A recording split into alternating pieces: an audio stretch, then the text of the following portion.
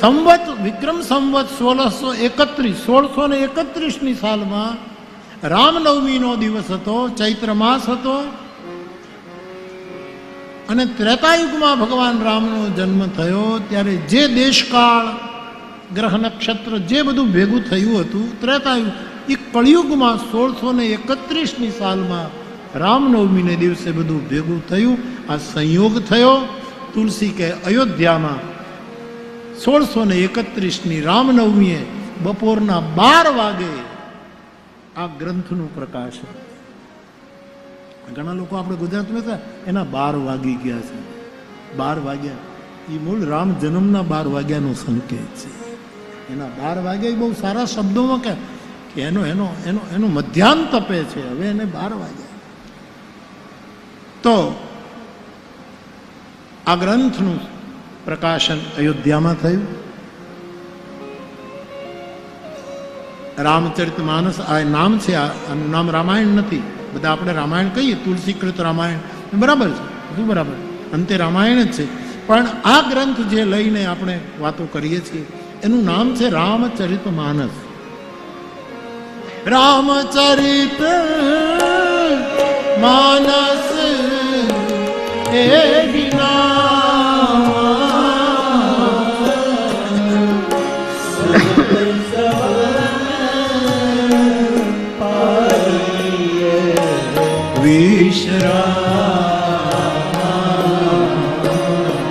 સુનત શ્રવણ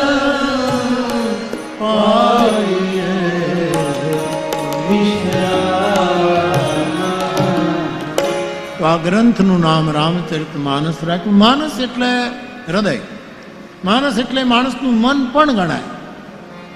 આપણે નથી કહેતા મારી માનસિકતા અત્યારે એવી નથી. માનસ શબ્દની સાથે જોડાયેલો આ શબ્દ છે રામચરિત માનસ. એટલે માનસ સરોવર પણ. અને જેમ સરોવરને 4 ઘાટ હોય એમ રામચરિત માનસના 4 ઘાટ સંતોએ નિર્મિત કર્યા. સંવાદ ઘાટ છે આ બધા, પણ જુદા જુદા વિષયનો સંવાદ છે. કૈલાસ ઉપર શિવ અને પાર્વતી વચ્ચેનો સંવાદ એને સંતોએ કહ્યું એ જ્ઞાન ઘાટ છે. નીલગિરી પર્વત ઉપર કાગભૂસુંડી અને ગરુડનો સંવાદ એ ઉપાસનાનો ઘાટ છે કે ભજન કેમ કરવું, ક્યાં માનસિક પૂજા કરવી, ક્યાં યજ્ઞ કરવો, ક્યાં જપ કરવો, કઈ જગ્યાએ કથા કહેવી, એના બધા ઠેકાણ બતાવ્યા છે.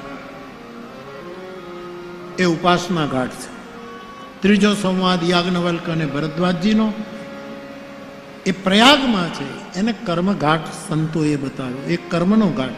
કારણ કે નદીઓ બહા જ કરે, નિર્નદીઓ ના થાવું, મારે ક્યાંય ન રોક, નિરંતર કર્તવ્ય પરાયણતાનો એ ઘાટ છે.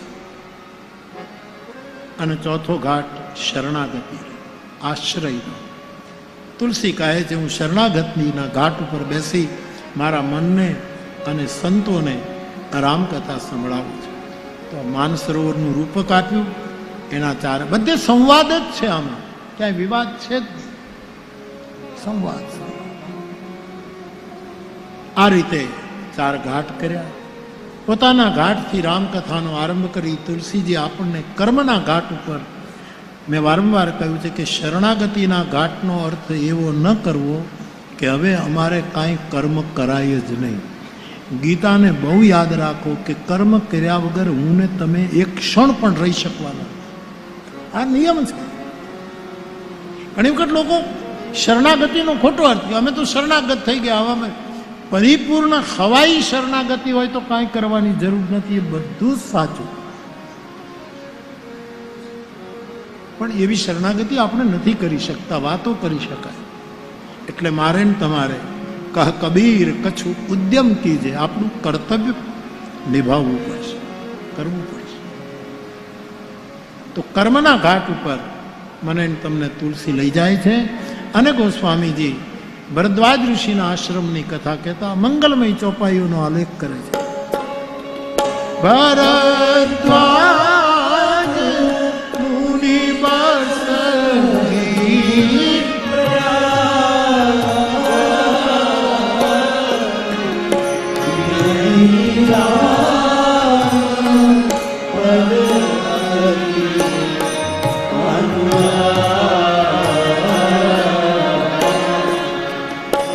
ભરદ્વાજ મુનિ બસહી પ્રયા, બસહી નો અર્થ થાય છે ત્યાં રહે છે કાયમ. બસહી મીન્સ ત્યાં રહે છે, ત્યાંનો આશ્રમ. અને રામાયણમાં જ્યાં બસહુ શબ્દ આવે છે તો ત્યાં સંકેત છે ત્યાં રહો, ત્યાં રહી જાઓ, ત્યાં રોકાવો. બસ બસહી મીન્સ તમે જ્યાં છો ત્યાં જ રહો, તમે સતત ત્યાં નિવાસ કરો. ભરદ્વાજ મુનિ બસહી પ્રયા,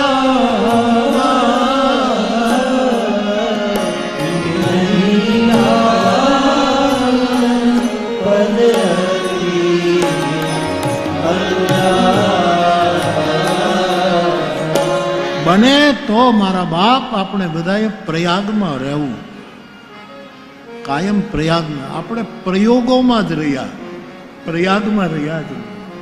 પ્રયોગો બહુ કરવા જ જોઈએ, પ્રયોગો નવા નવા થવા જ જોઈએ સાહેબ, થવા જ. આજે નવો સૂરજ પ્રગટાવવાની સુધી ફૂલ સાહેબનો એક રિપોર્ટ હતો, નવો સૂરજ આપણા રાવળ સાહેબ એને લેખ લખેલો. રાવળ હમણાં જ મને કંઈક રાજકોટમાં એક ભૂમિપૂજન કરાવવાનું છે, એટલે વિજ્ઞાનની મને આમ ગમે બધું કે અત્યારે વિજ્ઞાન એમાં કાંઈક ન સમજાય એવી વાત હોય તો હું એને પૂછું કે સાહેબ આ નવો સૂરજ ઉત્પન્ન કરવાની વાત છે, એનું શું? હમણાં તલગાજડ આવ્યા એટલે મેં પૂછ્યું કે આ શું આમ મોટો ગોળો ઊભો કરશે, કેટલો ઊંચો કરશે, આપણે સહન તો કરી શકશું ને? કે એ ગોળો જો સૂરજનો હોય તો પછી કેટલા એસી લગાડવા પડશે કથાના મંડપમાં. મેં કીધું આ શું છે? પછી એણે કીધું બાપુ આ જે સૂરજ છે ને આટલા હજારો વર્ષ પછી ધીમો પડી ગયો, અને આ સૃષ્ટિને રાખવી હોય તો આટલી ઉષ્ણતા, આટલું બધું, અને એમાં અરબો ખરબો. એણે મને બધી વાત સમજાવી કે આટલું બધું. એટલે પ્રયોગો તો થવા જ જોઈએ ને, થઈ રહ્યા, પણ પ્રયાગ નથી થતો. પ્રયાગ એટલે સમન્વય, પ્રયાગ એટલે સંવાદ, પ્રયાગ એટલે સેતુ, એકાબીજાને મળવાનું, એકાબીજાને મળવાનું. પ્રયોગો થવા જ જોઈએ પણ પ્રયાગ નથી. દુનિયામાં દરેક પ્રકારના પ્રયોગો થાય. મારી વ્યાસપીઠ પણ તમારા શુભકામનાથી કેટલા કેટલા પ્રયોગો કરી રહી છે, છતાંય હેતુ છે પ્રયાગ, સમન્વય. વેદની અંદર કોઈ પણ શબ્દ આવે સાહેબ તો એનો એક ઋષિ હોય, એનો છંદ હોય, એનો દેવતા હોય. આ સમન્વય નામનો એક શબ્દ સમનસ્ક પરથી આમ તો આવ્યો. વિદ્વાનોનું જે વાત કહું, સમનસ્ક એક મનના બધા જે માણસો ભેગા થાય એ સમન્વય કરી શકે. એક રંગાન ઉજળા, જેને ભીતર બીજીને ભાત, એને વાલી દવલી વાત કહેજે દિલની. સમન્વય, સમન્વય, સમન્વય. અને સમન્વયનો દેવતા આપણા ગ્રંથોમાં છે મહાદેવ. મહાદેવ જેટલો સમન્વય કરે છે એવું કોઈ નથી કર્યું. એની આજુબાજુનું આખું વાતાવરણ શિવજીનું. કૈલાસ સમન્વયની ઊંચાઈ છે, સમન્વયની શીતળતા છે કૈલાસ, સમન્વયની શ્વેતતા છે કૈલાસ, સમન્વયનો સંવાદ છે કૈલાસ. સમન્વયના દેવતા જેમ દરેક વૃક્ષના દેવતા હોય એમ શબ્દના પણ દેવતા હોય, એનો છંદ હોય. આ બધું આપણે ત્યાં વૈદિક પરંપરાનો વિસ્તાર છે. સમન્વયના દેવતાનું નામ છે ભગવાન શંકર.